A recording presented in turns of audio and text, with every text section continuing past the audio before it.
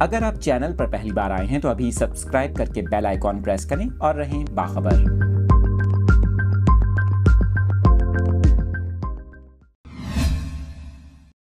موسم سے متعلق یہ لیٹسٹ اپڈیٹس اپنے ناظرین کے ساتھ شیئر کر رہے ہیں۔ آپ کو بتا رہے ہیں کہ محکمہ موسمیات نے آئندہ ہفتے سے سندھ میں مانسون کے نئے سسٹم کے اثر انداز ہونے کی پیش گوئی کی ہے۔ آپ کو بتائیں محکمہ موسمیات کا یہ کہنا ہے کہ 20 سے 22 جولائی کے درمیان مانسون بارشوں کا نیا سلسلہ سندھ پر اثر انداز ہو سکتا ہے۔ اس کے علاوہ محکمہ موسمیات کے مطابق کراچی سمیت سندھ کے دیگر اضلاع میں بارشوں کا امکان ہے، جبکہ بارشوں کا نیا سلسلہ خلیج بنگال سے پاکستان میں داخل ہوگا۔ آپ کو بتا رہے ہیں محکمہ موسمیات کا یہ بھی کہنا ہے کہ کراچی میں بارشوں کی شدت کا اندازہ سسٹم کے قریب آنے پر ہوگا۔